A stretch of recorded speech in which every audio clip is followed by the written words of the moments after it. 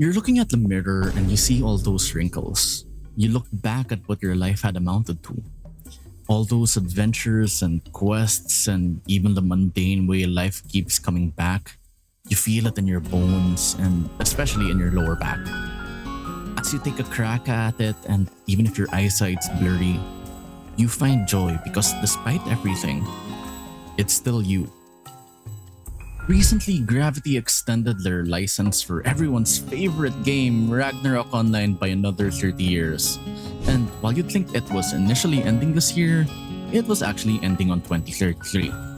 Think about it. 2063. Would you still be alive by then? Would you be playing Ragnarok Online one more time? Once an intro boy, always an intro boy, right? Okay, this sounds so weird to see Ragnarok Online for over 60 years by the time it's 2063, but let's put it into perspective with the other game franchises that are over 50 years old and still actively developing games and even other media. Super Mario, Nintendo's poster boy for all things gaming, had been around for close to 50-ish years by the time this video comes up. And whether you admit it or not, the fact remains that it's an innovator up until now, or at least it's something that people still talk about. Seriously though, from the casual conversations of your grandfather playing Super Mario with pipes, to even playing Super Mario Kart in family or office gatherings, there's no denying how it's in the general consensus. And while it's more international, Mario to the casual crowd is Ragnarok to the Philippines. Another game that comes to mind when you think of longevity that's even closer to Ragnarok these days from when it initially got released is Final Fantasy. With literally 100 plus titles under its name, and we're talking spin-offs and mobile game adaptations and reimaginings too, the trajectory for this franchise is something Ragnarok would spiral into down the line. Think about it, at its core, Final Fantasy is an RPG that eventually became an MMORPG, and Ragnarok had always been an RPG from time immemorial. Even in terms of spin-offs, no matter how wacky and zany both franchises could be, there was always something out there like Chocobo Racing or Mystery Dungeon for Final Fantasy, and even Ragnarok Battle Offline for Ragnarok. And you know what's wild? Ragnarok wasn't just a game, especially here in the Philippines. It was practically a phase of life. There was a time when every computer shop had that one guy yelling for buffs. There was always someone asking for a warp to glass time. Someone vending in Frontera for 6 straight hours. Someone desperately trying to hit level 99 before the weekend ended because EXP events were basically national holidays to us. You have to remember that for a lot of people, Ragnarok Online wasn't competing against TikTok, Netflix, 5 battle royales, and 100 live service games fighting for your attention. Back then, Ragnarok was the online experience. For some people, it was their first MMO. For others, it was their first online friend group. For others, it was literally where they met lifelong friends, guildmates, even partners. That's something modern games struggle to recreate now.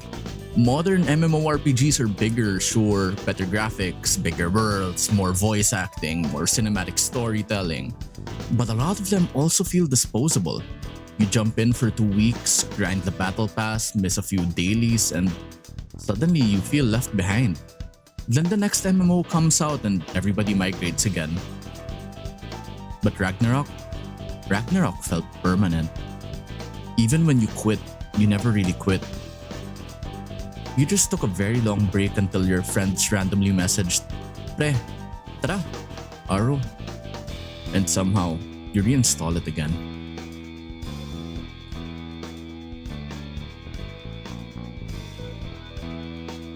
There's also something special about how simple Ragnarok was mechanically compared to modern MMOs. The game didn't need ultra-realistic graphics or complicated combat systems because the social experience carried everything. Sitting in Frontera while music played in the background somehow became a core memory for an entire generation. And that music, by the way, is still legendary. Hearing themes like Frontera, Bayon, or Geffen instantly transports people back to computer shops, noisy electric fans, plastic chairs, and that one friend who had always disconnected during MVP hunts. It's nostalgia in its purest form. That's why Ragnarok surviving until 2063 actually matters. Because we're not just talking about the game surviving, we're talking about a shared cultural memory surviving. And honestly, that's rare. Most online games disappear completely. Servers shut down, communities vanish, companies move on, and eventually people forget they even existed. But Ragnarok somehow keeps resurrecting itself every few years like it's using Yggdrasil seeds in real life. New server, new reboot, new mobile version, new "this time guys, I swear it's different" announcement. And yet people still come back. Maybe not forever, maybe not consistently, but they come back. That says something. Because underneath all the cash grabs,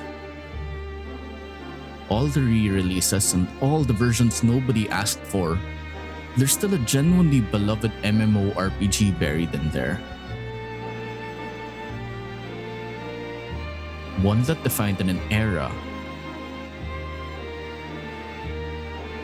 Not just in Korea,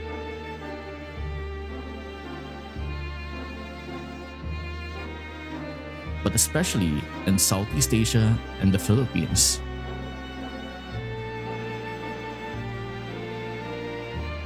So let's dial it back a bit and talk about why these two franchises in particular were brought up when it comes to Ragnarok over the next 40 years. It's all in how it adapted with the times and the current directions that it could go for. Both of these franchises have had multiple games under its belt, but one thing was clear, and that was an improvement in graphics and gameplay over time. There was a clear transition from 2D to 3D, and even a different story being told outside of remakes and remasters. There were even various pop-ups and media made around these franchises between the movies, cafes, theme parks, and even card games. You can tell that there's tons of love poured out for them.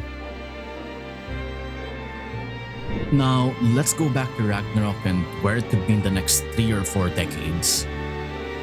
At this point, we need to establish the fact that while there were some adjustments over time, we can't ignore the fact that Ragnarok never veered from its original story.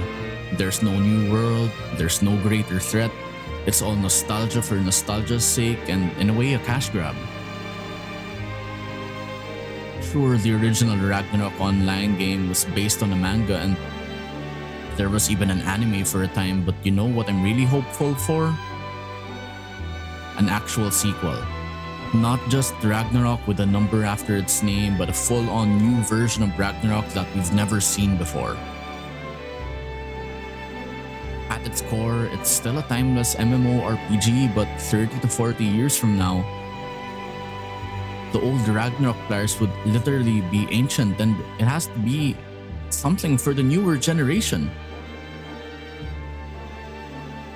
There's other ways that Ragnarok could improve in the next few decades, and apart from not being a cash grab, maybe a console game would be cool, similar to Genshin Impact. Heck, even maid cafes or other physical merch would be great. That would be a perfect world, assuming we'd reach it, but you know what? For now, with all the titles coming, all I can say is